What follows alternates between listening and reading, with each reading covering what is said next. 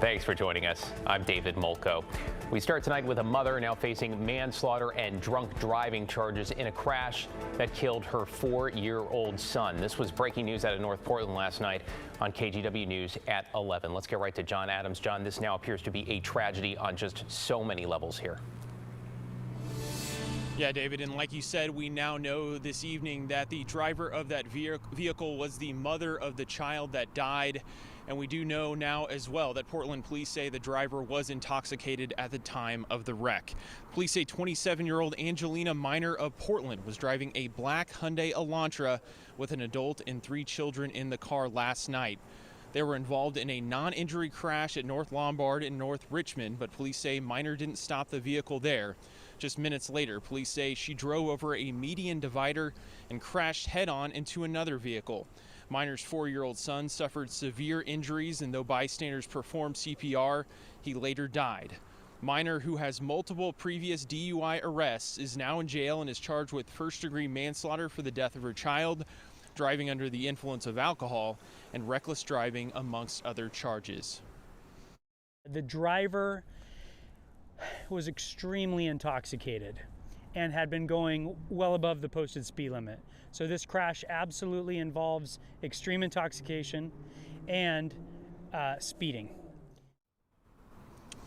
And David, we do know as well that there was another 4-year-old and a 3-year-old in the back of that vehicle, and there was a child seat and a booster seat, but no word yet. Police are still investigating whether they were strapped in safely into those seats. David? Yeah, John Adams in Northeast Portland. John, appreciate reporting on this difficult story tonight. In your headlines this evening, police have arrested a carjacking and robbery suspect in Northeast Portland. Officers say the man robbed a plaid pantry on North Greeley Avenue late last night. The suspect, Ryan Poffenberger, is accused of stealing mainly cigarettes and ready-to-drink cocktails. Police say he took off from the store in a stolen SUV, wound up crashing into a curb, and then ran away. He was arraigned in court this afternoon on robbery, eluding, and reckless driving charges.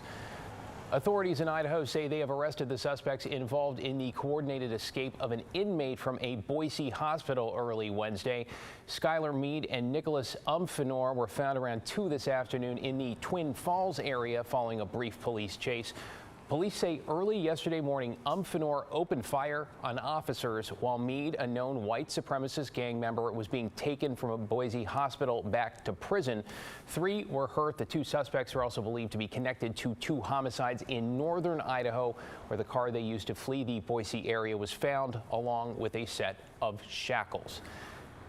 Back in the Portland area, a popular Argentinian restaurant has temporarily shut its doors after a fire broke out last night. The owner of Ox on Northeast MLK said the fire started in the ductwork in the grill area. Once they saw the smoke, they were able to get everyone out quickly. No injuries there. Firefighters had to get up on the roof and cut it open to access that fire and put it out.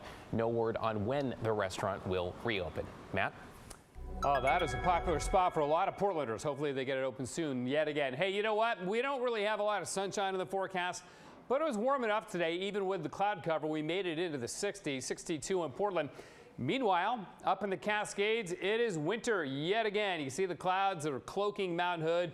If they weren't, you'd see it right here. We're looking north towards the mountain from our sky cam at Timberline Lodge in the Mount Hood National Forest. And hasn't been much new snow, you can tell, because, you know, the snowbank is still kind of dirty there. But that's going to get covered up over the next several days. Up at 6,000 feet, it's 35 degrees, and we haven't even seen the coldest air with this weather pattern move in yet. That'll begin to happen tomorrow and then again over the weekend.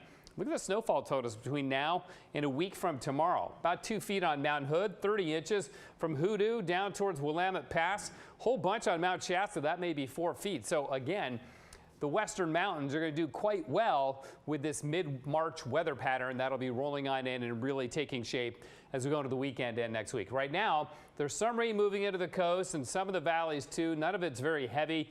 That little line of showers kind of washing out as it crosses the Columbia River up into Clark County, but there's a little bit there right now. So tomorrow, showers on and off. Could see a thunderstorm during the day tomorrow, but the story will be the mountain snow as we go into the weekend and next week. We'll talk more on spring break weather in a bit, David. Thanks, Matt. See you in a few.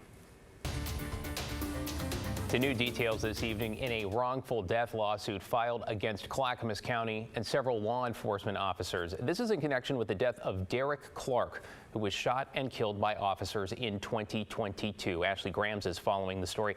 Ashley, the officers were cleared of wrongdoing, but the updated lawsuit is now focusing on the events that allegedly occurred in the hours after Clark was shot. So walk us through what we know here. Yeah, David, we know these details are very disturbing. We want to warn you that the dash cam video and images in this story might be hard to watch. The lawsuit claims officers never came to Clark's aid after he was shot and even says they threw an explosive near his body. This is dash cam video from June 18th, 2022.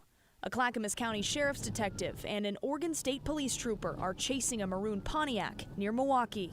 Both officers tried to stop the car, suspecting the driver was under the influence of intoxicants. The Pontiac stops in a ditch. The driver runs from the car holding a gun. Hands up! Hands up! As he runs, officers fire at him 8 times. That man is 24-year-old Derek Clark, and those bullets killed him. In this case, both officers were cleared of any criminal charges by a grand jury a few months later, in November. But now, a lawsuit filed on behalf of his family claims what happened in the 2 hours after Clark was shot should be reviewed. The complaint, originally filed in December and amended in March, accuses officers of throwing explosive devices at Clark while he was lying on the ground dying. These photos are from a drone that shows Clark's body still giving off heat. After Clark remains motionless, the suit claims an officer releases a dog toward him and watches the dog bite his body. In a photo too graphic to show, you can see gouges on Clark's torso.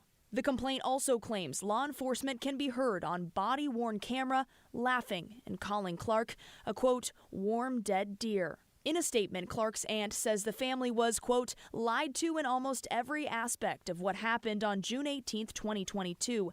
Every time we realized we were misled was like losing Derek all over again. We are angry that the Department of Justice did not thoroughly present facts to the grand jury. We did reach out to Clackamas County for a response to these allegations. We haven't heard back. Now, the lawyer representing Clark's family told me the next step is to ask for a civil trial by jury. They say they want to hold the county and these officers responsible for what happened. David? Ashley Grams with the update. Thank you, Ashley.